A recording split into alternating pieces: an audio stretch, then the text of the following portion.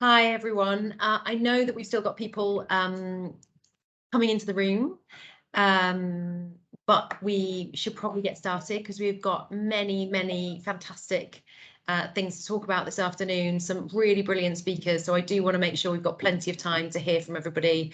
Apologies to those of you who are still kind of making your way into the room, but we will begin and hopefully you can catch up as we go. We'll just start with some introductions from the three of us who are here in this room, who are kind of co-hosts of this Learning Lab and the Learning Lab series.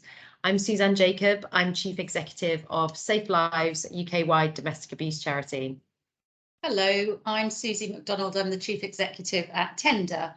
We're an arts charity with a specific focus on preventing domestic abuse and sexual violence. So we work with children and young people in schools and youth centres as a way of engaging them to recognise the early warning signs of abusive behaviour. Thanks, Susie. I'm going to my right. And hello, everyone. Nice to meet you virtually. My name is Nicola Sharp-Jeffs, and I'm the Chief Executive at Surviving Economic Abuse. So we're another charity whose mission is to raise awareness of economic abuse, and we seek to transform responses to it. So we're second tier, and we work with experts by experience to understand what they think needs to change in terms of practice, both within the domestic abuse sector, but also more broadly across financial services and other service spaces, which we would loosely call customer vulnerability spaces. Really fantastic to be here today and really looking forward to the conversation. Thanks so much to both of you. So a big thank you again to everybody who's joining us today. Some of you will be starting to be familiar with this kind of format that we're using, that we're calling a learning lab. Some of you may be joining us for the first time. As I say, we've got some really fantastic speakers today who will introduce themselves as they come into the session. But just to give you a little bit of a flavour of this, the process of the learning labs is supported by a shared grant that we're in receipt of in the three organisations, SafeLives, C and Tender, from Lloyds Banking Group, which we're extremely appreciative. And we may have some LBG colleagues on the line this afternoon. If so, you're very welcome. And the concept of the Learning Labs is that we're going through in a series of conversations to try and learn about topics that have been underexplored when it comes to domestic abuse. So we started the series with a session which was called Conversations with Boys, led by Tender in terms of a lot of the schools work that they do and some of the kind of projects that they're involved with. The second learning lab was very much around economic abuse and in particular looking at gambling and some of the issues that are very underexplored in terms of the links between domestic abuse, gambling and kind of wider issues of people's economic situation. And this third one that we're having today almost returns a little bit to some of those issues that came up in the first conversation, thinking about what boys in particular, what experiences boys are having in the home at a very early stage, what are they kind of developing in terms of their understanding about relationships and their kind of interrelationship with other people, whether it's in a family setting or an intimate partner setting. And then what are people taking out into the world with them and who is alongside them, if anybody, supporting them as they go through that process. What we found through some of these pieces of conversation and work over the last few years is that there really are quite a lot of gaps. But I hope that in some of the speakers that you hear from today, you'll feel like there's some really interesting work going on, some very expert work and lots that people can learn from. So as we go through the course of today, I would encourage people to be using the chat, to be kind of thinking about things you might want to ask the speakers at the end. I know we always overrun a little bit because everybody's got so much brilliant stuff to say. So apologies if we don't get to every single question you might have by the end, but we will try to. And if you really struggle to kind of get your question across, then it may be that we're able to pick some of that up with the speakers after this session in email correspondence. So thank you so much for being here this afternoon. We hope that you have a really enjoyable hour and a half with us. We will try and stick more or less to time. Big thank you in advance to all of the speakers that we have. And I'm going to pass over to Anthony to get us started. Thank you very much, Suzanne. Bear with me while I just attempt to share my screen.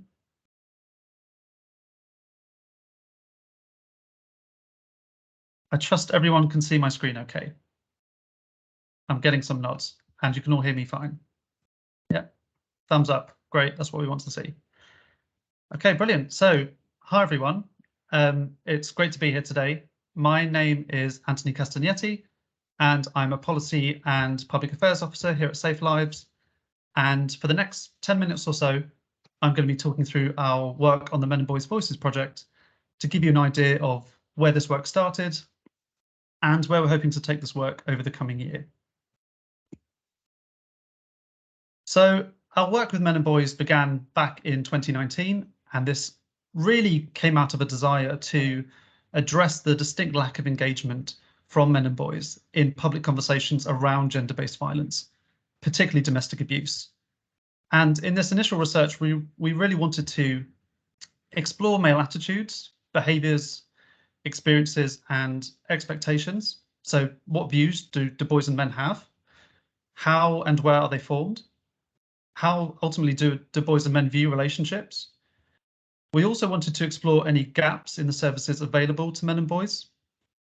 And crucially, we wanted to understand the impact of those societal and gendered norms in increasing the likelihood of male violence against women and girls.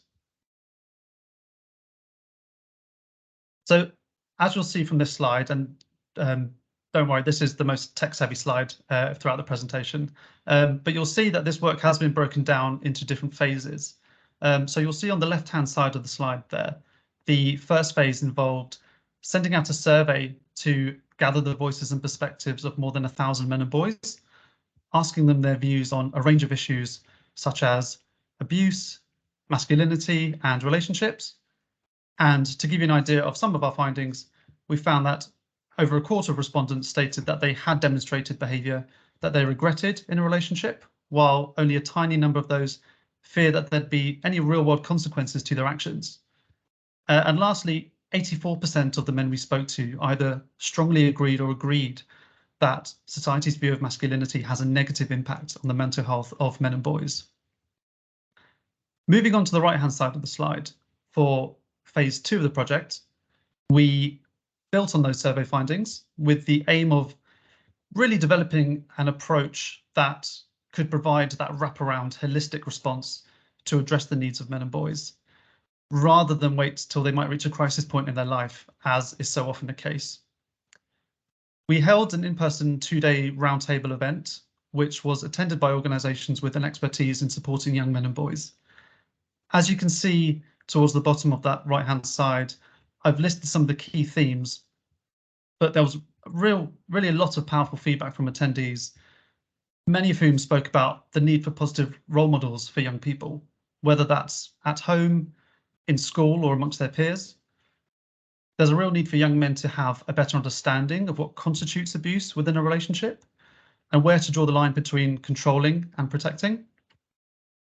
There was an acknowledgement of just how hard it is to be a young man today and the pressures that do come with that.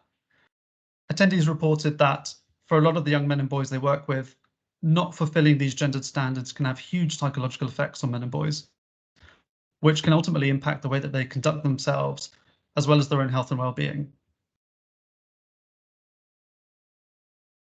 So with all of this in mind, we developed a resource pack alongside a podcast and a webinar session. And that contained guidance for practitioners who work with young men and boys to really enable them to have those difficult discussions in a sensitive and a meaningful way.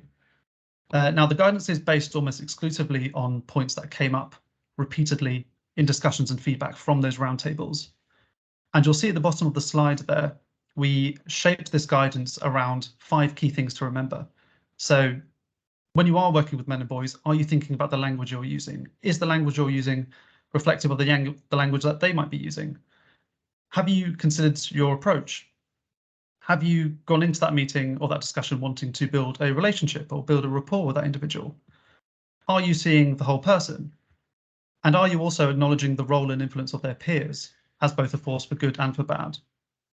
Now, throughout the guidance, we really stress the importance of each of these points and demonstrate how to integrate them into practice. So I'll now be moving on to phase 4 of the project. You may notice that I haven't covered phase 3. This is purely because my colleague Bethan will be covering that in a separate presentation after this. So phase 4 is the latest phase of the Men and Boys Voices work, and that's around exploring the potential for a Men and Boys Voices coalition, which we hope will involve a wide variety of individuals and organisations to really instigate that cross-sector discussion about gendered violence and explore the role of men and boys from across the UK and from across all walks of life in helping to end it, while crucially at the same time linking this with the host of pressures that we know that they face. So far, we've had a lot of great conversations with various organisations and potential coalition members who are already doing a lot of work with men and boys. And it would be great to now go through with you all some of what those conversations covered. So you can see from this slide, we've identified the following themes from some of our conversations with stakeholders, many of which I'm sure will be familiar to you, but I think it'll be useful if I elaborate these on a little bit further. So starting at the top there, teaching consent. The practitioners we spoke to stress the need to teach men and boys that ultimately consent does not happen within a vacuum, and that actually it's the result of power dynamics within any given relationship. Young people, particularly young men, need to understand that consent is about building an atmosphere where people feel able to talk about their feelings and thoughts, and most importantly, be heard. And in being open with young men about the nature of consent, we can really start to better challenge the gender roles and double standards which ultimately underpin harmful and dangerous behaviours. On the subject of online harms, our conversations highlighted that a lot of boys and young men are currently, in some cases, being groomed and radicalised into active misogyny in some online spaces, for example, through incel movements and other far-right or extremist groups. I think a crucial part of solving this issue is getting a better understanding of ultimately what is driving young men towards this type of content. And our responsibility is ultimately developing better interventions to prevent that. Moving on to the importance of tackling gendered social norms. From our conversations, it was clear that moving towards an approach that really addresses harmful masculine norms should be at the heart of good practice. It's crucial to engage men and boys in conversations about masculine norms and the detrimental impacts that this can have, not just on their lives, but on others, of course. And also the role of education. We spoke about the need for greater learning about gendered norms and inequalities, both within the school curriculum and outside of it. This means that training should be available for all of those who work with young people, and that training should centre around the influence of gender norms and stereotyping, and the benefits of challenging them for both boys and for girls. And as a final point, it's really important that we touch upon health. Our conversations really highlighted that a contributing factor to the poor mental health of some men and boys is isolation and the disappearance of social networks. And it's really vital that we create more supportive community spaces to help address this, in which men and boys also have opportunities to really explore the issues that impact them, whether that's issues around gender or masculinity, sexuality, and of course, mental health. So at this point, it's, I think, really crucial that we ask ourselves, well, how can we look beyond the conversations we've had to date and begin to identify some solutions to some of the problems that have been outlined? As a first step, we've learnt that men and boys need to be treated with compassion and empathy if we're ever going to get them to work alongside us, rather than treat them as potential perpetrators of violence. I like to think about it as being compassionate allies, so individuals who can be the catalyst for positive change for young men. And this really comes down to equipping men and boys with the skills necessary to critically reflect on gendered norms, which will produce positive changes not only in their own attitudes and beliefs, but also in their ability to form relationships with others. As you can see from this slide, we've identified the following 4 bullet points as potential areas of focus for this coalition. And alongside expert organisations and potential coalition partners, we're continuing to have those conversations, and we're currently in the process of really refining these and testing their viability. And today is absolutely going to be a huge part of that journey and process. And so finally, that's me done. I just wanted to say a big thank you to all of you for listening to me today. Really looking forward to the host of guest speakers we have coming up. And of course, if you want to know more about this work or perhaps get involved yourself, then please feel free to reach out and email me and we can continue to have that conversation. Thank you. Thanks very much, Anthony. I can love seeing all the little hands go up. I will never get over the kind of little joy of those yellow hands. Thank you for that. And to the questions people have got in the chat about where we'll be sharing the slides, we're really happy to share the slides, absolutely, and make sure that people can kind of catch up with any of that text that they weren't able to read directly on screen, or just reflect on some of the things that Anthony has raised. So I'm going to go on to our second speaker. We are really delighted to have Jade Lavelle with us today from University of Bristol. And I think one of the really exciting things about Jade's work is that there's a sense of momentum. So we know that for a long, long time, children who've been living in an experience of domestic abuse have been largely ignored, sidelined, or somewhere off to the side of the whole discussion and public conversation about domestic abuse and the provision of services. And then within that, the particular experience that boys have as children in the home where there's domestic abuse happening has again been very largely ignored as part of the conversation and really not present, not visible, not explored, not researched. I don't know how many people saw the documentary about Ian Wright earlier this year, but that felt really quite groundbreaking in that it showed some of those experiences which are just so invisible really in that public conversation. So very excited to hear from Jade, who will be looking in through her work at those experiences and then what does that actually mean for how somebody develops from being that young boy who's had those experiences into later life, into adolescence, into adulthood, and some of the things that a boy or young man might be carrying with him through that journey. So over to you, Jade, and thank you very much. Well, thank you for that. Let me just share my. Just as you finished, Anthony, the doorbell went. I thought, oh God, to do a runner. Sorry. Okay, can everyone see that? Okay, and hear me fine? Yeah, lovely. Thank you, and thank you for that introduction, Suzanne. I'm really in awe of what you're all trying to achieve here. It feels like you say we're in part of a momentum, and I really liked that comment, Anthony, about being compassionate allies. So yeah, it sets the scene with what I want to just briefly explain to you about the work that I've been doing for the last few years, which has resulted in my book, it was out in June with Policy Press, which is what I'm going to talk a little bit about today. Okay, so I started this research. It was my PhD research, and about 8 years ago, I was working for Standing Together Against Domestic Abuse in West London. I was leading the response around children and health, and I was looking at referral pathways and gaps for children. And you know, as you sort of suggested, Suzanne, the visibility of children has changed, and it's quite shocking that it was only last year in the Domestic Abuse Act where children were recognised really as primary victims in their own right. So, you know, thinking about this wider context where we were still seeing them as important but not the primary victim.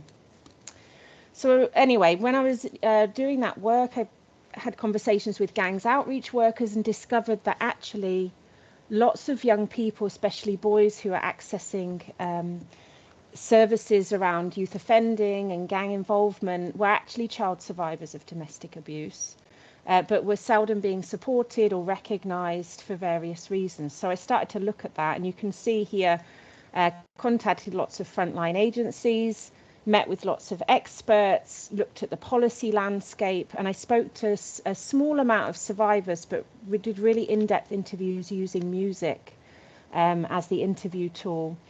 So the book is full of these long narratives with the tracks that they chose, and I also did an analysis of all the serious case reviews where children had died that had childhood domestic violence and some form of life on road, county lines, gang involvement. You know, these are very controversial labels, so taking that you know, taking that caution really with this term, but anyway, that's what they had in common.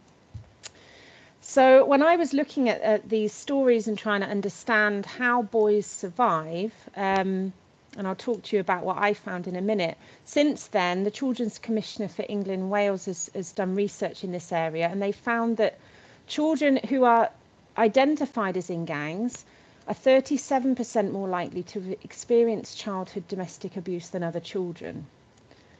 So that's really interesting. Now, it's always important to say the majority of child survivors don't end up in gangs or on road or in youth offending teams.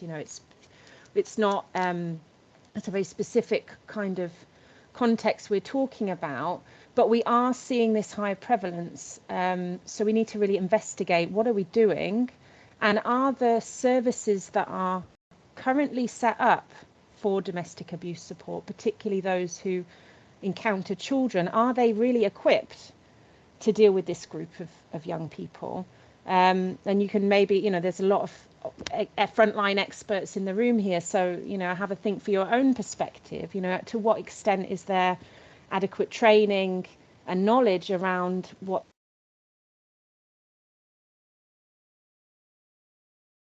this. Now I'm going to get, hopefully you can read that, but I'll talk through anyway. I'm jumping right into the heart of the research, because obviously I've got 10 minutes, but there's a lot on my website and obviously in the book, which you can gather more information. But basically, when I was analysing the interviews and the data that I had from these adult men who'd experienced childhood domestic abuse and life on road in their adolescence, I was using masculinity theory. So I was trying to understand, how do boys survive? How do they understand how to become a man in that context? Bear in mind that what unites them is the experience of male violence in childhood, but also then the involvement of themselves in male violence on road, in gangs, right? It's this experience of violence is the thing that is the common thread here. So I'm thinking, well, how does this work? So I've started to look at the background context. So living in a gang-affected area obviously heightens people's risks. And also the men I spoke to had intersectional marginalisation. So that could be issues around racial marginalisation, poverty, class-based marginalisation. So there was this specific context which meant that the men that I was speaking to were somehow outside of the mainstream. And one particular was a refugee family, so they're dealing with those additional barriers, additional issues in their childhood. And they all were experiencing violent masculinity from a male perpetrator at home. So they had a male, most often father. So then they've got this experience of childhood domestic abuse, and I very much frame it in the book around patriarchy. So this is about patriarchal violence, and this engendered a real sense of powerlessness amongst the boys. And I would suggest that's quite common for wider groups of child survivors, is you can't stop it, you can't prevent it, you don't feel safe, and there's nothing you can do about it. So I'm framing this as a type of subordinated masculinity, because it particularly clashes with boys' sense of identity, because our whole culture talks about boys should be, able to stand up to the baddies, and should be able to stick up for themselves, particularly their mother, protector, provider. Even though these boys were very young, they still had these pressures. A lot of them talked about guilt, that they couldn't protect them. So there was this powerlessness, and so some of these boys dealt with that by trying to be outside of the home. They just didn't want to be at home, so just be out as much as they could, and that leaves them incredibly vulnerable to exploitation and to also getting embroiled in life on road. So what I talk about when they enter the school environment is lots of the men that I spoke to, and in the case reviews, there was emerging violence in school and in peer groups. And the men that I spoke to talked about this as a sense of trying to harness a bit of power back, claim a bit of agency, rejecting the victim label, like actually I can be tougher, I can fight, And where they felt powerless at home, actually engaging in peer fighting and being able to, you know, stick up for themselves, somehow rebalance this powerlessness. And if you're interested in masculinity theory, I was looking at Connell's concept of protest masculinity. So how marginalized men kind of look for capital in an alternative way. You know, anyone who's interested, just drop me a line. I can give you some bits which will explain it further. Anyway, so you have this emerging violence at school, this acting out, and then we have life on road. Now, life on road could involve exploitation. So some of the men were sexually exploited, involvement in drug dealing, school exclusion, involvement in gangs or criminal groups, so crime, robbery. You know, they talked about getting involved in a range of activities, and I would say this is full-on protest masculinity.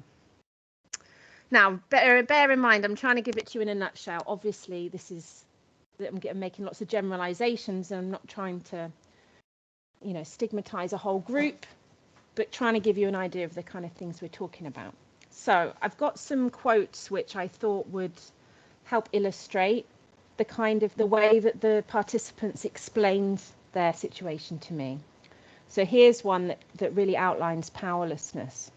So when I was young, I obviously, you know, I come from a broken home, and that's when I went on the streets to escape. So when I used to hear my mum scream and I couldn't do nothing for her, so I'd go onto the estate, and we started out as a group of friends, and to cut a long story short, we went to all-out war. Obviously, again, that he's telling his story in a nutshell there, but you can start to see the way that some of the participants really strongly related what was going on at home with what was going on outside of home. In the book, I have quite a big section dedicated to this idea of the difference between being a man and being the man, which I found interesting. Not all participants achieved status of the man, but it was an interesting concept that they related their experiences to.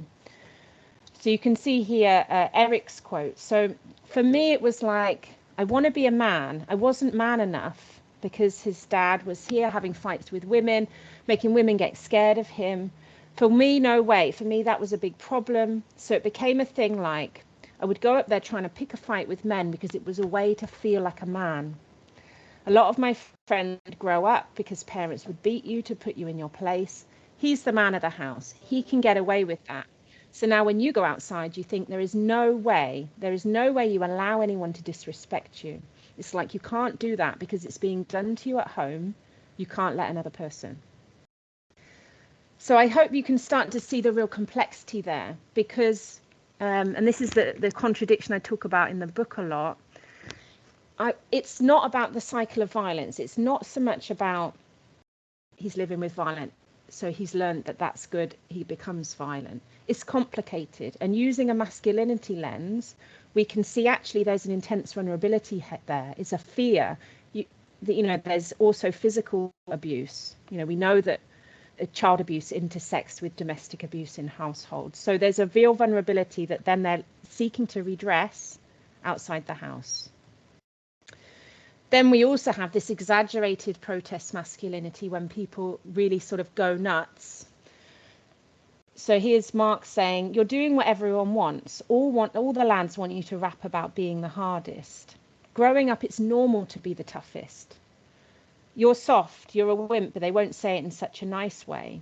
So the scarier you are, or the people you know, or the more they think you're nuts, it's mad, that when you're around those kind of people, that you need to act crazy. They're not going to respect you if you're going to be peaceful. So again, in the book, we really talk about this, how you have to be, you're either living in fear or you have to make other people afraid of you, right? It's this respect and fear being very closely interlinked. And some of the men that I spoke to, looking back, realized actually they weren't friends, that everyone was just terrified of me. So in a nutshell, vulnerability and violence are in a symbiotic relationship. They can be two sides of the same coin for marginalized boys. And I think using a masculinity lens can give important insights into how, and to understanding how boys survive male violence. So it's, we've got to really be critical of victim perpetrator labels with children, because these are victims, and we're failing them if we don't see them like that. If by the time they're 12 we're seeing them as young offenders, they probably are violent, but they are also victims. And I think as a sector we can do so much more. So I know I've got 1 minute left on the timetable.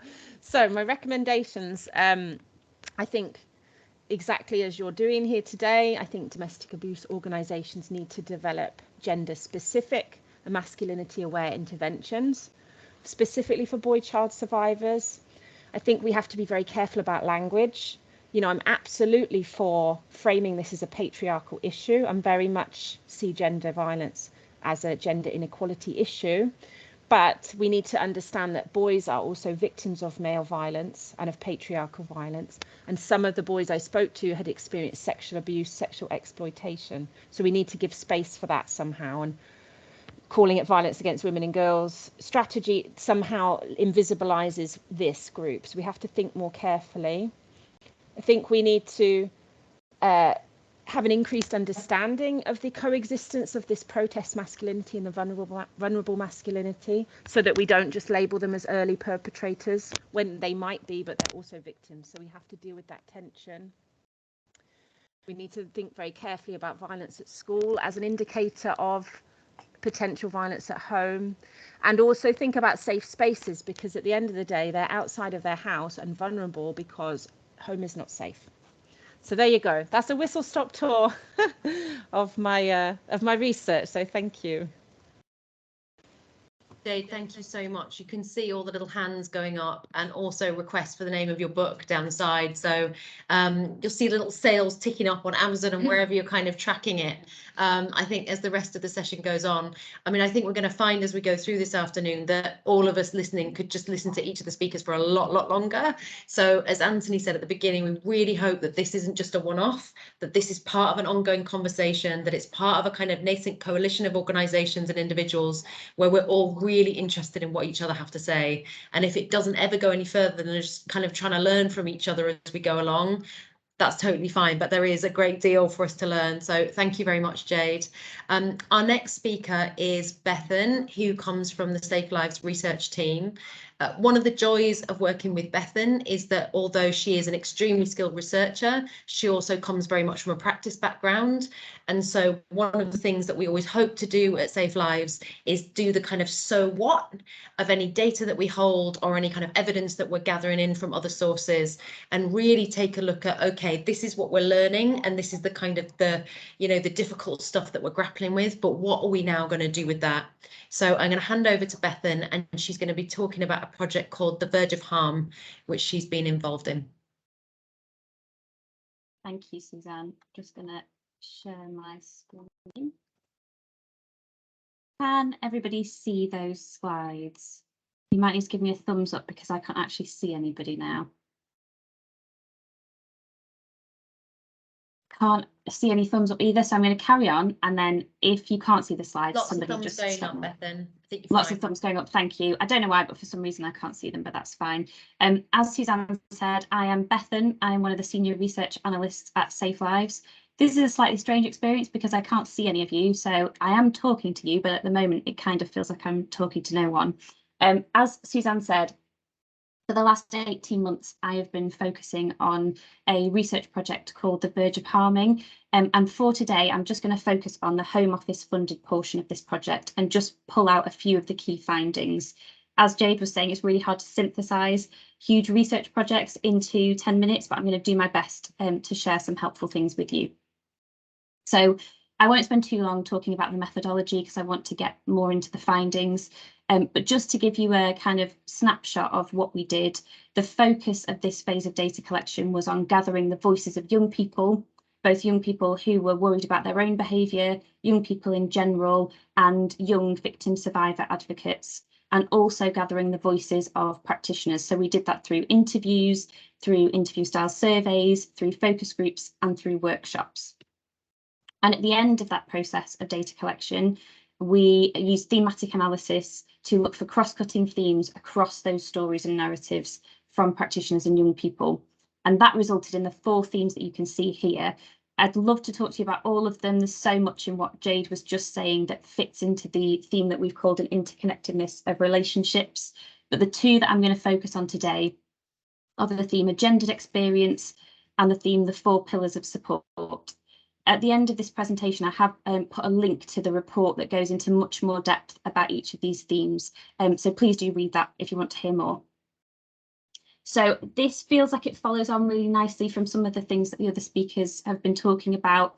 But one of the things that we saw across the data that we collected was this idea that young people's relationships, their experiences of harm and harming, and of accessing support around all of those issues were gendered. It was a gendered experience. And one caveat that I want to put here, I'm aware that today's Learning Lab, the focus for us is on men and boys. The data for this theme largely comes from narratives from girls and non-binary genderqueer young people. And we go into quite a lot of exploration within the report about why that might be, why these narratives might have been absent from the data that we collected from boys and men, and why the recruitment was more successful with girls and non-binary young people. But I'll let you read that in the report just for the sake of time. But what we did see in the data from girls and non-binary young people was this idea that the meaning attributed to relationships, the motivation for engaging in them and for remaining in them, as well as the meaning attributed to behaviour and whether or not that was appraised as harmful, was gendered. So you can see here there's an 18-year-old young woman that we interviewed, and she's talking about relationships and meaning making. And she says there's almost this need to be in a relationship at a young age, not necessarily a happy one, but just to be in a relationship, to have some kind of meaning. For my female friends, it was like they needed that relationship and they almost became a person with the person in the relationship. They weren't their own individual person. With my male friends, it's more like, oh, I need to be in a relationship so that I can sleep with a girl. And clearly what we've got here is the data or the perception of a girl talking about gender differences, but we saw this across the data, and what we saw was this idea of a gender hierarchy where there were certain expectations around performing femininity and performing masculinity. And for girls and non-binary young people who were femme presenting, performing femininity looked like needing to be in romantic relationship with a male. Even for the queer young people who we spoke to, who said that they weren't particularly attracted to men or weren't attracted to men at all, they felt the pressure to be in romantic relationship with a male in order to feel like they'd had some kind of personhood, in order to be seen as valid by their peers. Whereas for boys, that pressure and expectation, the way that they performed masculinity, was about having sexual ownership of a woman, of a girl, being in relationship with a girl, so that they could prove to their friends that they were performing masculinity in the right way. And that might seem, for some of you, that might be what you expect to see in young people's relationships. But I think when we look at Gen Z, and their more progressive views, the increased awareness they have around gender inequality and issues surrounding it, what we see is that still isn't making a difference into what is largely governing their relationships and the way that they're behaving in their relationships. There's so much more I could say about that. And there is a slide that I've left in here with a couple more quotes about roles and the way that roles are gendered within relationships that I've left in so that you can read those when we share the slides, but I'm not going to have time to go through those today. So what I want to move us on is this idea of the 4 pillars of support. So we saw across the data from young people and practitioners some recurring threads that were coming up over and over again. What young people and practitioners told us were the key elements that underpinned successful support for young people who harm. And we've given these 4 labels. So the first is the approach, the second is the environment, the third is the response, and fourth is the relationship. And I'm going to give you, to use Jade's phrase, I'm going to give you a bit of a whistle-stop tour of those. But again, you can read more about them in the report that's linked at the end. So if you're familiar at all with SafeLives, you will be familiar with this terminology. Apologies if you can hear the dog grumbling in the background. But what we saw across the data was young people and practitioners advocating for an approach to support with young people who harm, which is both whole family and whole person. So whole family in that it took into account their home context, what had life been like for them growing up, thinking again about what Jade was talking about. Were they a victim in their own right in the home? Is that still taking place in their home environment? And also recognising what practitioners called parents and guardians being gatekeepers to young people when it came to doing effective support. And a number of the practitioners that we spoke to talked about the idea that it was really difficult to have a successful working relationship with a young person who was harming. They didn't first or alongside have a successful working relationship with their parents or guardians. So alongside being whole family, they advocated for an approach to support that was whole person. So took into account the intersecting elements of that young person's identity. And that was particularly important when there was an exacerbated power imbalance between support workers and those they were supporting. So one example that we talk about in the report is where you have a support worker who's white and a young person who's a person of colour, that there is a need to understand how that might shape their experience of harming and how it might shape their experience of support. And there are loads of other examples as well. Also, the need to tailor support to any overlapping needs and to not just address harmful behaviour in a vacuum from all the other things that might be going on in that young person's life. Then we move on to the environment. So young people, particularly the young people, stressed the importance of an environment in which they felt safe. And again, that feels really important when we've just heard what Jade was talking about. I know we're talking about young people that harm here, but it's just as important for these young people to feel safe in the support environment, to feel like they're understood, to feel like this is an open and non-judgmental space where they can disclose their use of harm, process really difficult emotions, and possibly move through some behaviour change work with you. And when we're talking about being non-judgmental, we are not talking about a complete lack of consequence or accountability, but what we're talking about is encouraging somebody towards accountability. And one of the things that was really important, and again, I feel like Jay touched on this, and I think it's been touched on already by other speakers, young people stressed that they needed to feel like their support worker saw within them the potential for change. And one of the things that we saw within the data was this idea that if you label a young person at an early age, that didn't have to be explicitly labeling them as a perpetrator, but if that's the box they felt like they were being put into, then that became how they saw themselves. And there was almost this kind of self-fulfilling prophecy of, well, this is who I am, this is who I'm seen as being, so this is who I'm going to become. Within existing research, there's some debate around what the response to harmful behaviour should be across age ranges, but specifically here we're thinking about with young people and whether the response to harmful behaviour should be punitive, so about consequences, punishment, accountability, or supportive. And what we saw within the data were examples of where the response to young people's use of harm was solely punitive. What often ended up happening was an escalation of that harmful behaviour. So there's a quote from a practitioner here that says, there was a boy I met in custody. He was a bit problematic at school, but he was managing, and the head teacher excluded him. Not only that, he did jiu-jitsu, this martial art, and his jiu-jitsu teacher excluded him. He ended up online because he was so isolated. He lived in Hampshire, in some sort of leafy part of Hampshire. He ended up linking up with a kid in London and committing a crime and came into custody. And you can read the rest of the quote if you'd like to.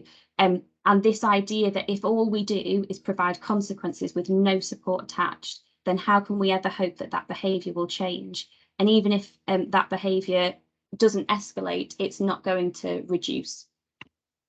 And finally, I've now slightly gone over my time, so I won't go into this in too much depth. But across all of the data, there was this real stress put on the significance of the working relationship between the young person who was harming and their support worker, and this relationship being a prerequisite for successful support. And almost the idea that there is no point in trying to do behaviour change work with a young person if you haven't first established a strong working relationship where this young person feels that they trust you enough to engage in that work with you. And there's some follow-up work that's happened as after this phase that I've talked about here, which goes into more depth about what might it look like to build a relationship and to end that relationship well. But again, that's a separate report that will be released at a later date. So as Jade referred to her work, this has been a whistle-stop tour of the Verge of Harming work, but my email is there if you'd like to ask any questions The full report for that portion of the research is linked here, and I believe the slides will be sent out. And there will be a big report released towards the end of this month that details the follow-up work for the verge of harming. Thank you very much, Bethan. It feels a little bit like running against the clock, doesn't it, with sessions like this? And there is so much more to the work that Bethan's been doing, as she said, but that will all become public just in the next few weeks. It literally is just coming to fruition right now. So our next speaker, Conroy Harris, we're very pleased to have with us from Band of Brothers, which is an organisation that is really still quite new, so set up in 2009, but picks up very much on some of those threads that Jade and Bethan have been talking about. So where is the support? Where is that provision? Where is that intervention? Which means that just because something bad has happened to somebody, there might be trauma there, or there might be an adverse experience, there might be some contact with the criminal justice system. That doesn't have to be like the life course. That doesn't have to be the determining factor from here to eternity for somebody. And so Conroy's work is very much about how do we make those transitions safer for people, for boys, for young men into adulthood, thinking particularly about some of those aspects of criminal justice, thinking also about mental health, which is something Anthony touched on right at the beginning, around mental health and well-being, kind of that lack of space that we're sometimes giving to boys and men to kind of have that opportunity to explore the things they need to have the mentors that they need to, and to be recognised with the needs that they've actually got. So thank you so much, Conroy, for joining us, and over to you. Thank you, Suzanne, and thank the other speakers as well, Jade and Bethan. Really interesting points you've raised. I would say I'd be curious in your research, Jade, as to what happens to men where the primary violence was perpetrated by females in the home, because that was the case for mine, and in my house where my mother was the violent one, and many of the men we speak to and work with. So just going on to a little bit about our charity. As was said, I come from a charity called the Band of Brothers. We were set up in 2009 in Brighton. We are now a national charity with communities all the way from Cornwall all the way up to Manchester, and we're expanding. And we primarily, we work with men, young men from the criminal justice system between the ages of 18 and 24. And our way of working is to put a support and intervention around our young men that involves us training older men from their own communities as mentors, using men as a resource to step in alongside the young men and give them, it was talked about before, role models. Well, it's one thing having role models who are footballers or musicians or who are kind of out the way, if you like. There's another thing of having role models who is your everyday bloke, who's your bus driver, who's the guy down the street who kind of has stepped up to in his community to come alongside a young man and help him with that transition from boyhood to manhood. We use a very old traditional way of working called rites of passage, and that's the idea that at some point in your life as a boy, you need to kind of actually look at what it is that's holding you in that space of boyhood, and what you need to be doing to transition from that space into kind of a man, a kind of person who takes responsibility for themselves and their community. We have roughly 600 to 700 volunteers up and down the country, and we've worked with hundreds of young men. And in our kind of research, 81% of the young men who've experienced conflict kind of report less conflict and a kind of lessening of violence within their personal lives and much more positive relationships. And that's because what we see is we're creating community for our young men to be alongside older men. And in that community, there is something to lose once you kind of have got a community of people.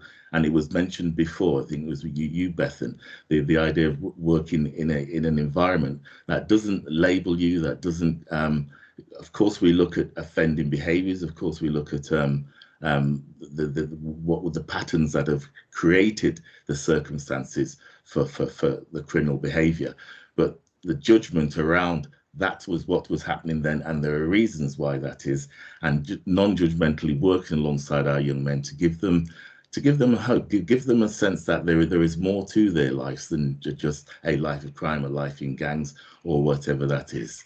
So, like I say, what we do is we take our young men away for a weekend in the woods, and it's a deep dive. It's a rites of passage that looks at my life before this point and what it is I need to do to make various changes and move on from that point.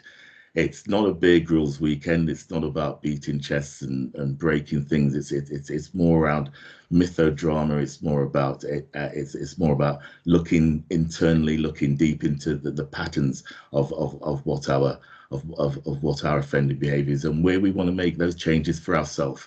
And our approach is that the young men are the experts. They know what they need in their life, and what we do is provide a mentor alongside that helps guide. It's more of a kind of a soulful guide to see that transition through.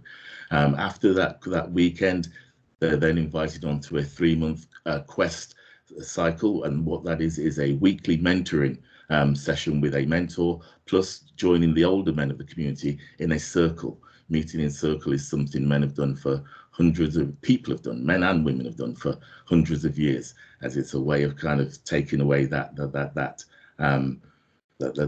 kind of hierarchy, because we're in just one circle together. And after those that 3 months of working in community and working with a mentor, there's the homecoming where their friends and family are invited to see them pass out the other end, and at that point they're initiated, and that initiation into manhood, initiation into a community, gives like I said before, a young man a sense of, right, I'm in this community, I want to kind of push on with my life in a very separate way. So these are some of the things we do, and like I said, I've got all sorts of stats, but what's more interesting for me is hearing the voice of someone that's been through our program, which is why I've invited Kellen along, because he's also had various adverse childhood experiences, and he can talk from a grassroots point of view as to how the program has benefited him in his life. So if you're happy to speak, Kellen, you can come at this point. Can you hear me? Yeah. Yeah, so thank you, Conroy. As Conroy mentioned, I've been involved with a band of brothers for about 6 years now, and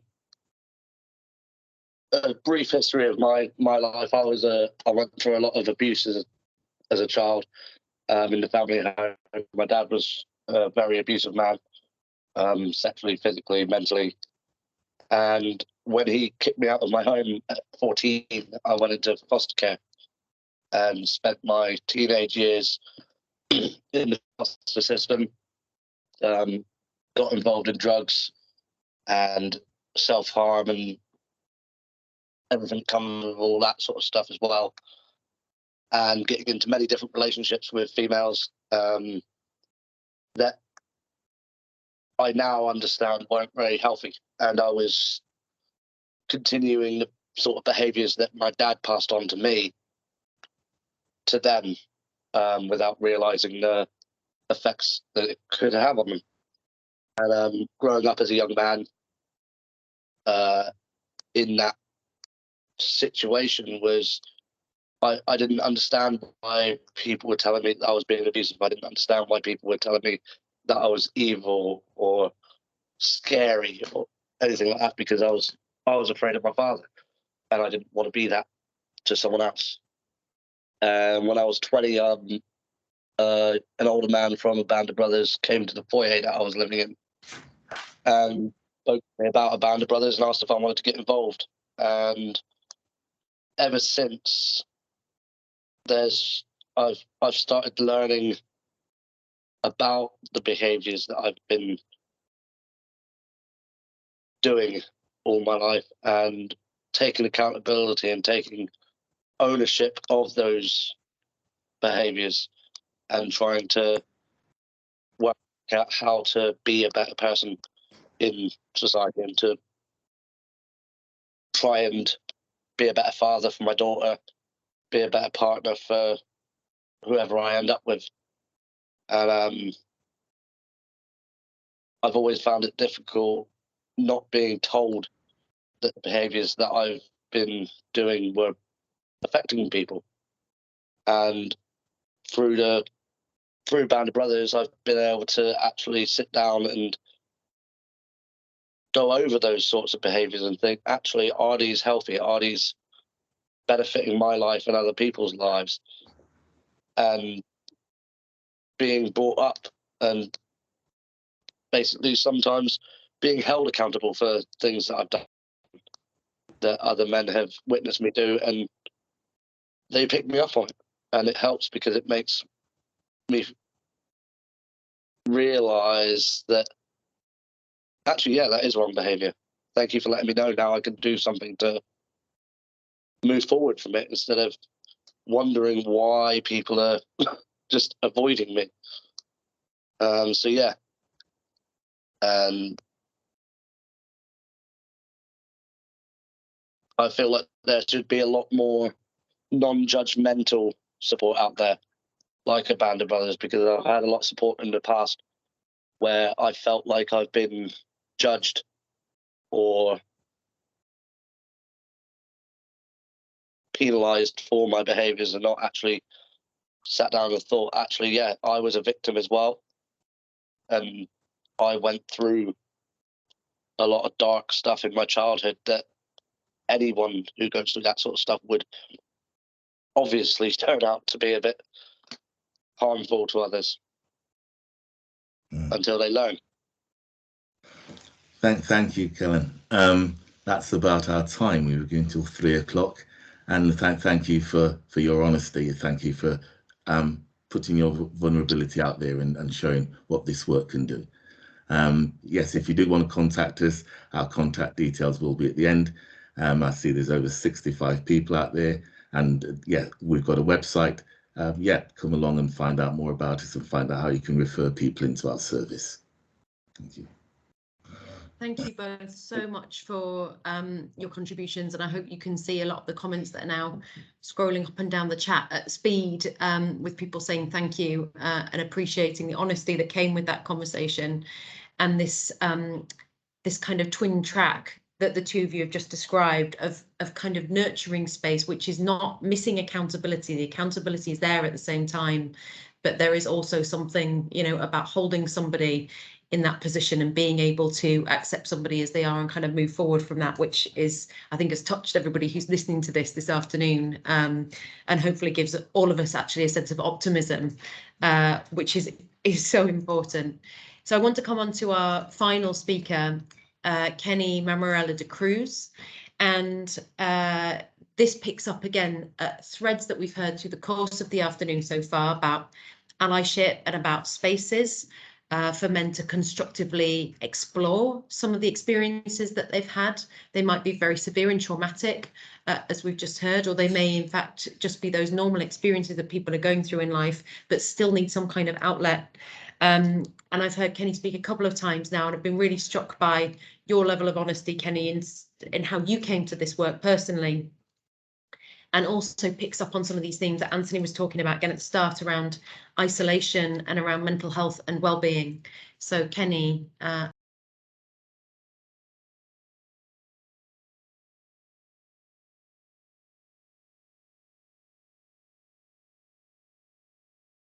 think you're still on mute. There you go. Can you hear me now? Wonderful. Thank you.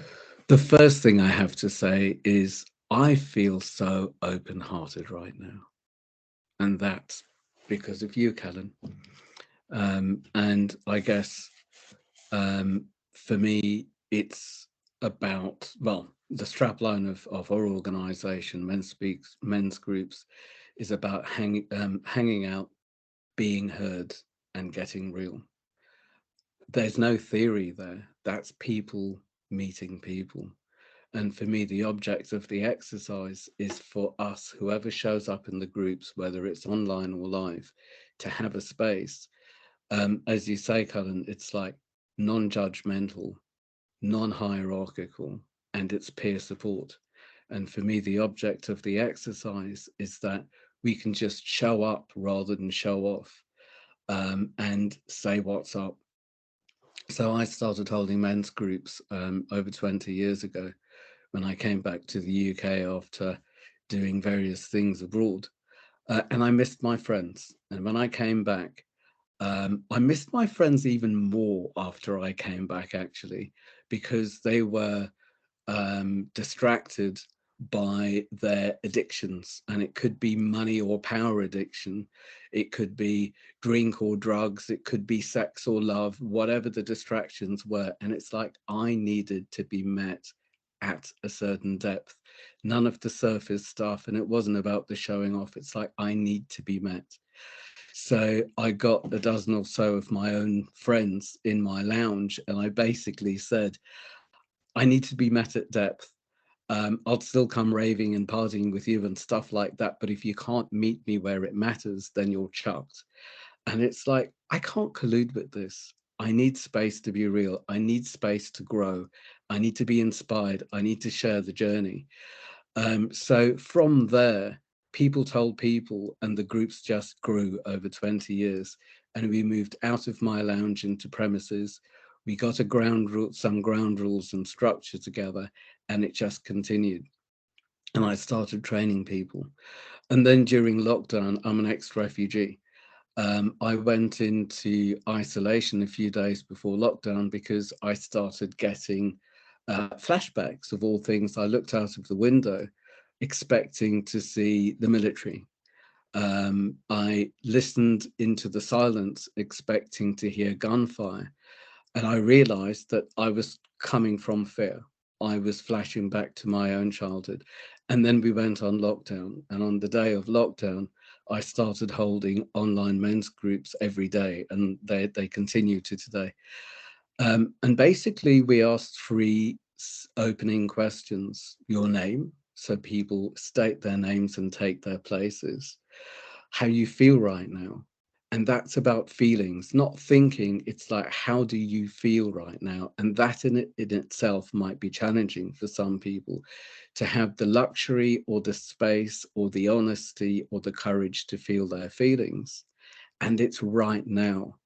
It's not the future. And so many people, especially men, can come from fear, fantasy, and trying to fix all that, or unfinished business from the past. Who was I? And tragically, so many men come into groups with what's wrong with me and how do I do me right?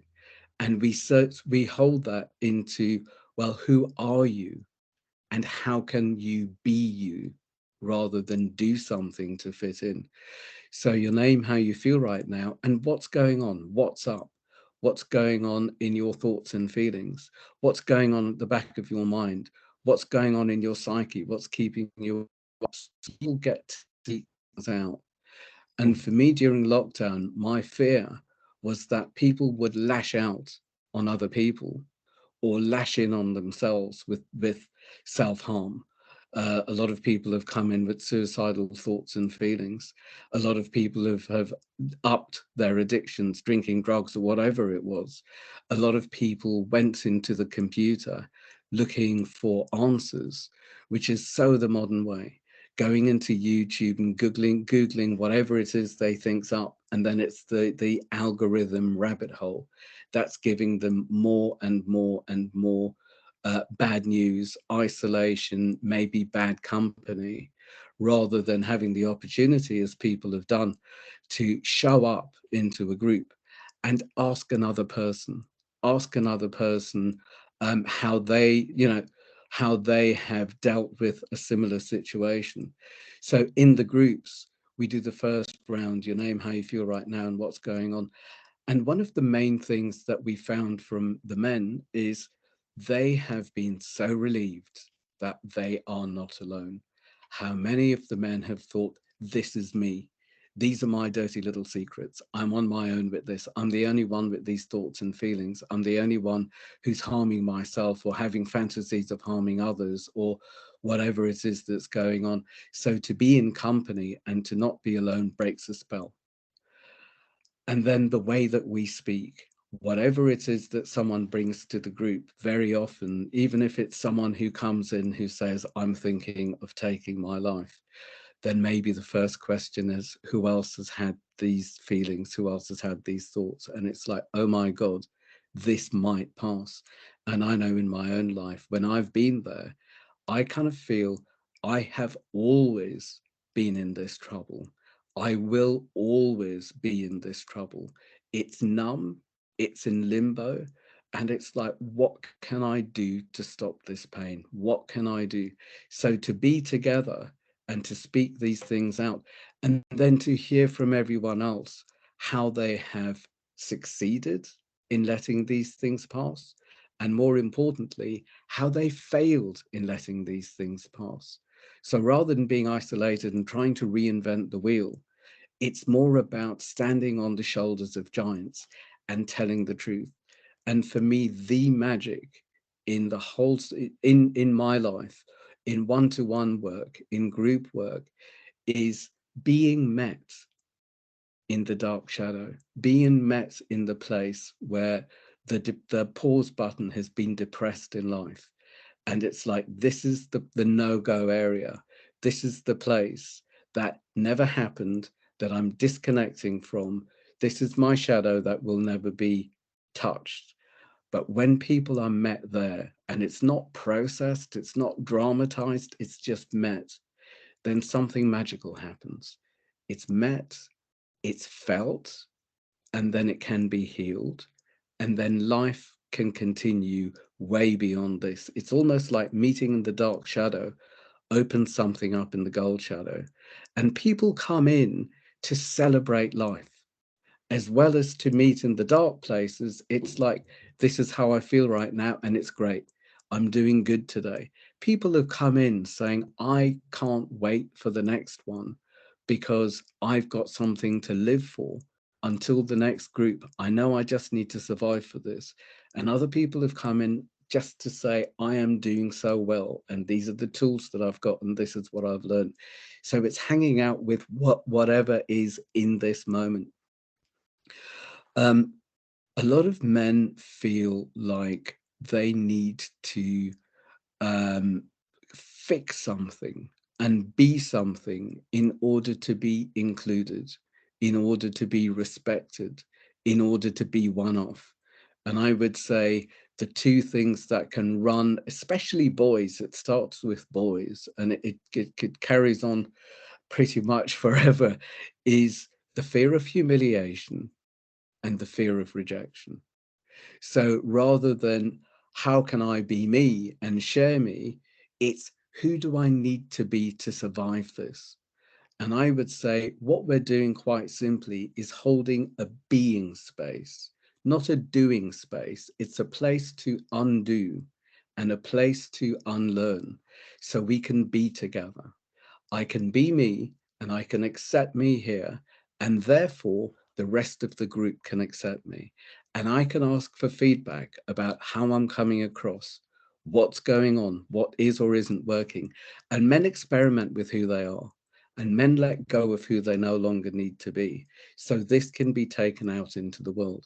It's almost like a place to be safe enough to open up and to show up and then take it out into the world and to see how things work there.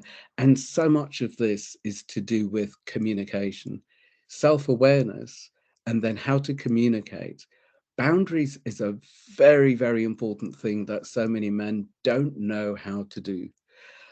It's either barriers or it's invisible. It's either high or it's low. But to meet where life is here and now, and to be able to know and communicate needs and then listen to others. And it's almost like from separation and second guessing and the fear and the fixing, it's like, well, that's an unavailable man. That's coming from fear. But to be able to meet at a boundary and express, this is who and where I am, these are my needs, where are you? And to listen, that's intimate. How many boys and how many men are terrified or have no experience or understanding of the intimacy of having a boundary and then moving from there?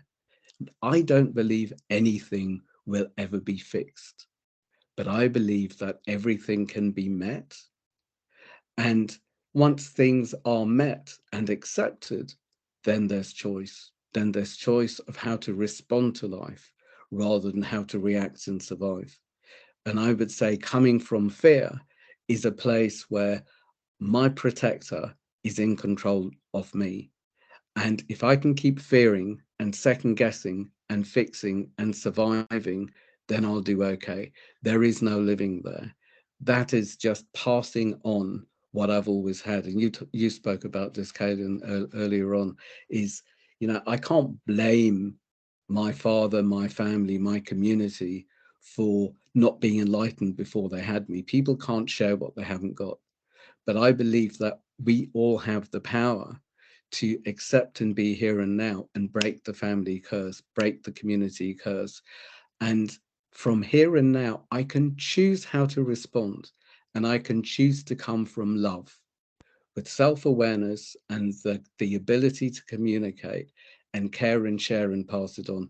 Within survival, the only choice or the only outcome actually is recreating, because it's like, I'm not going to do anything that that might be, I can't do anything.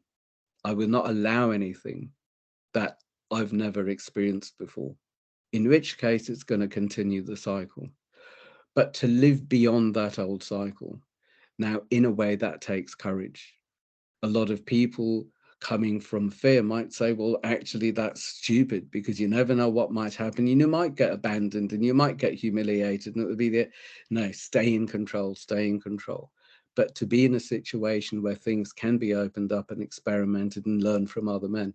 I mean, the initiation thing that the Band of Brothers and so many other organizations do is worth its weight in gold. What a turnaround to be held and do that.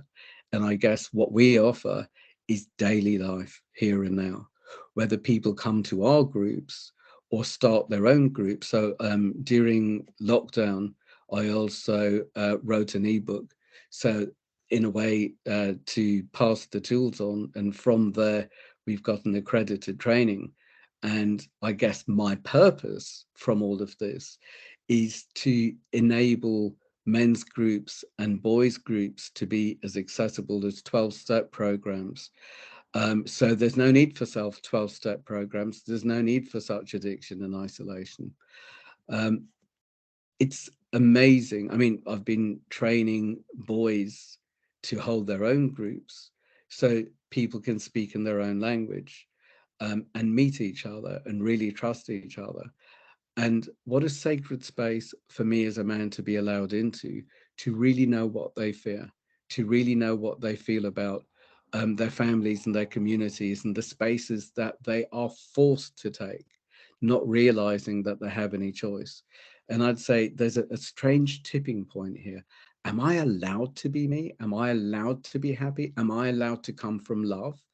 Am I betraying the family if I'm okay? Am I betraying my community?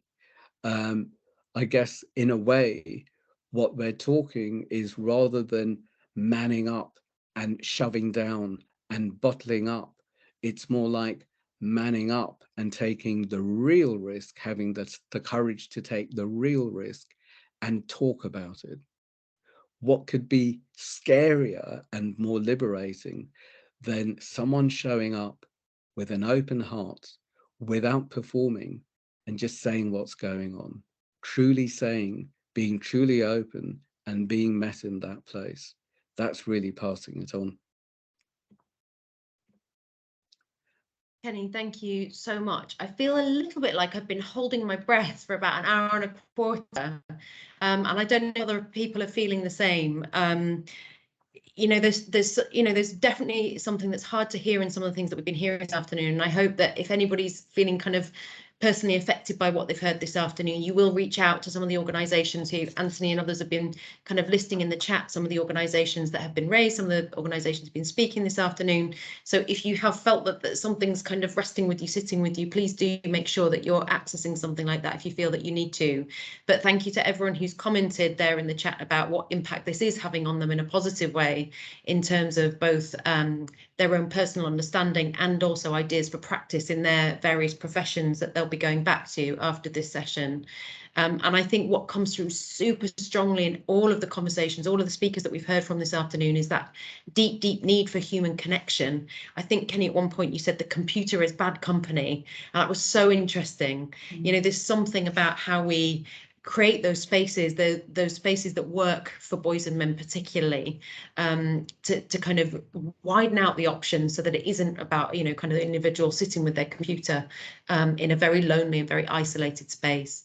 We've got a few minutes left for questions or thoughts if people would like to raise them. I've been trying to keep a little bit of a track in the chat. I haven't seen questions that haven't been answered yet for the speakers, but if people do have questions that they'd really like to enter now in a kind of group space, obviously there might be things you want to pick up one-to-one, but if there's anything that you'd like to pick up straight away directly, then we have got a couple of minutes now before we need to finish. Angelica, I see a hand go up.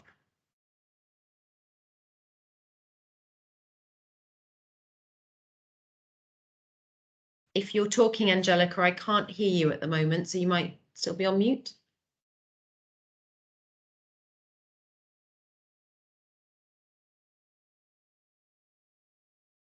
Oh no, Angelica can't take herself off mute. Hate it when that happens.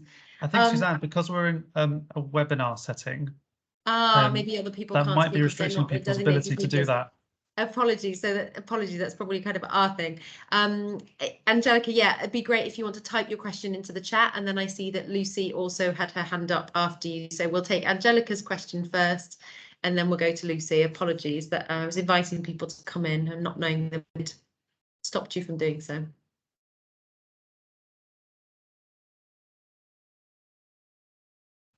Somebody sneaked in faster. Somebody's got a quicker trigger finger. So we'll see if we can get to each of the questions that comes up. So Fiona has asked, in terms of education in school, I should say Jade has had to leave, unfortunately, so all our speakers are still here apart from Jade. Fiona's question is, education in schools, is there anything that financial services firms could do to wrap educational messages into their financial education programs? Are there any of the speakers who'd like to address that question? I'm not sure I quite understand it, but I can say that I have loved going into schools and letting the boys hold their own groups, gaining feedback and passing the tools on. The private schools have lots of money. The state schools don't have the resources, so that's where volunteers go in. I'm not sure where the financial services firms comes into it, unless it's like you're from a financial firm and you'd like to sponsor something or other. That would be great. I mean, I think one of the things that occurs to me as you're answering that, Kenny, is that in terms of financial services and the kind of messages that financial services firms are in a position to give, one of the things I know we heard in the very first Learning Lab, which Tender led on, is that you know, some of the messages that we receive kind of socially as we're growing up around money and the management of money can be very gendered, and they can apply different types of pressure depending on who you are, what your background is. Are you going to be the breadwinner? Are you going to be the earner? Are you going to have control of the finances? Who in your house is going to have control of the finances? What access do you have to resources? And so I do think that these things are very connected, because as much as we talk a lot in the domestic abuse sector about what are the messages, covert, overt, you know, kind of direct, that people understand in terms of power dynamics in relationships, also applies into the kind of economics of our relationships as well. What are our expectations of the access and control that we'll have to resources? And that applies just as much to boys and adolescent young men as it does to girls. Trying to explore those different assumptions that have been loaded onto young people about the roles that they might take in their relationships. I'm going to go to Lucy's question, unless I can see Angelica. Somebody will need to tell me, I think, please, if Angelica's managed to get her question in. But Lucy's question is, when's the optimum time to give boys access to opportunities to talk with other boys and men in the style that Band of Brothers and Kenny offer? Has this been tried in early years and primary school? Seems like often the support's only available much later.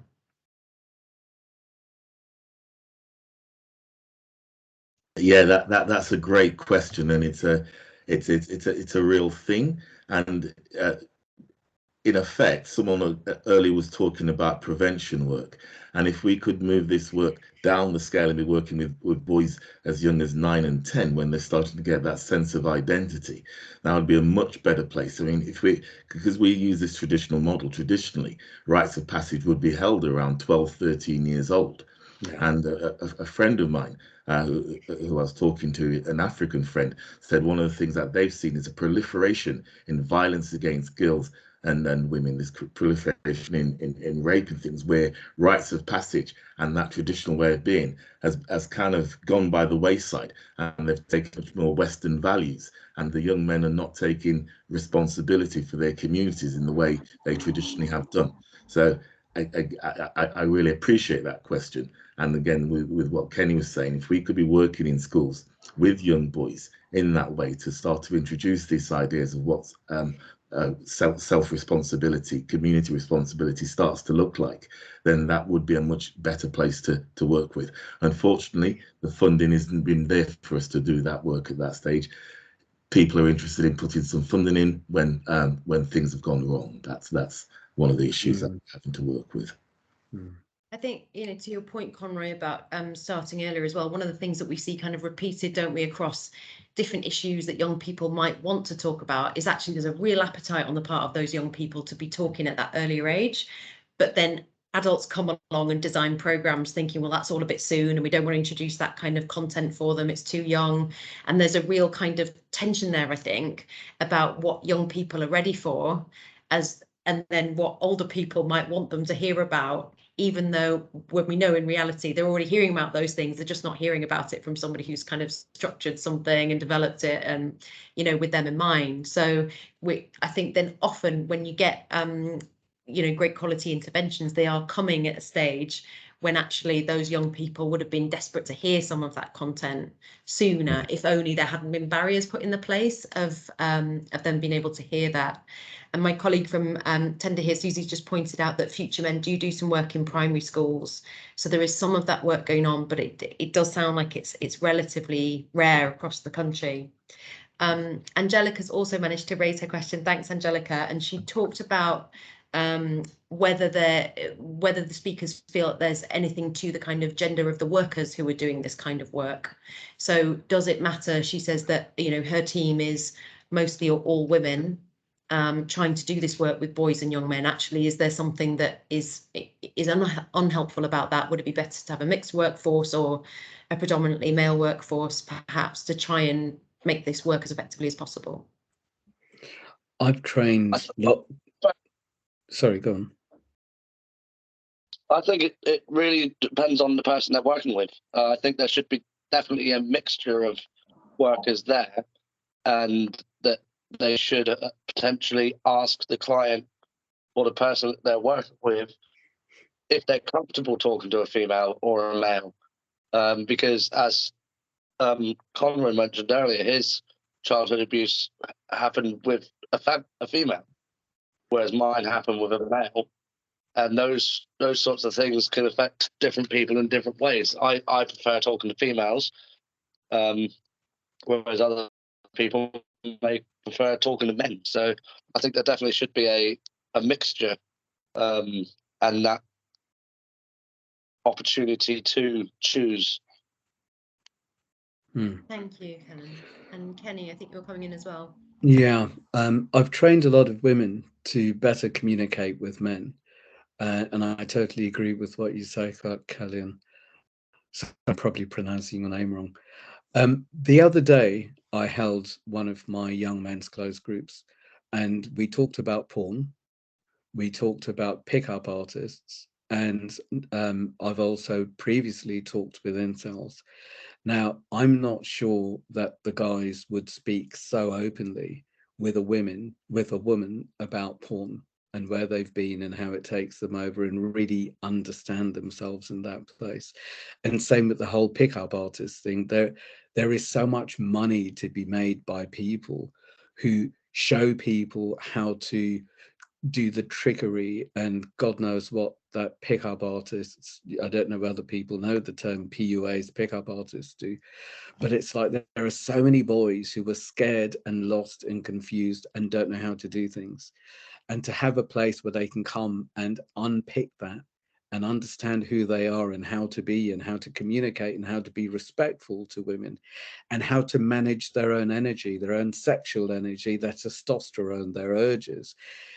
I'm not sure that, similar to a man probably couldn't support a woman with menstrual cycles, a woman probably couldn't support boys with sexual urges and testosterone in this way. So it depends on what, and it depends on who. Thank you, Kenny. I think there was a further question coming up. Helen was asked particularly the process with Band of Brothers that stands out to you. Was there a key moment that you feel helped you reflect and want to be better? Talks about being better. So the questioner says there's a lot of young men that they work with who can be resistant, sometimes defensive. So that person's just wondering if there was something, there was just like a magic moment or something that worked for you. Yeah, so for me personally, that moment was when I heard older men opening up and I saw an older man cry and be vulnerable and still be struggling with issues that I'm struggling with, but is still alive at such a older age than I thought was possible for me to get to. So yeah, basically meeting them and being on a level field and being, because a lot of counselling that didn't work for me was where I'd go to somewhere and they'd be like, oh, how do you feel? How does it make you feel? And all this sort of stuff. And I don't get to know the person that's asking me the questions. It feels very bland and, oh, they're just here to earn some money or something. Whereas with a band of brothers, it's voluntary work and every man who's there is there because they want to be there. So that was Really the biggest thing. Thank you. And I think there was a point that both Bethan and Conroy made earlier about the kind of hierarchy and the power dynamic sometimes with the practitioner and the person who's seeking help. Yeah. I think Conroy, you talked about the circle and that very kind of physical space of removing that power dynamic of one person sitting behind the desk and one person sitting on the other side of the desk, and you know, all of those kinds of things. We are out of time, I'm afraid. I'm really sorry if there are people who've had questions that haven't got answered. If you have got a question, either as I say, people have put some of their contact details in the chat, so you might be able to reach out to them directly. If you're not able to do that, then if you want to write to Anthony, whose details were up at the beginning, we'll do a little bit of coordination at our end at SafeLives. A huge thank you to all of the speakers this afternoon. It has been a really real privilege to be listening to you all and to hear the connections between the different things that you've had to say. Thank you to everybody who's been able to join and spend some time with us this afternoon. Hopefully it's given you plenty to think about, and hopefully next time we're in touch you'll feel it's worthwhile kind of re-engaging, spending a bit more time together and exploring this a bit further. Thank you all for being with us, and hope to see you again. Thank you. Thank you, everyone. Thank you. Thank you, everyone.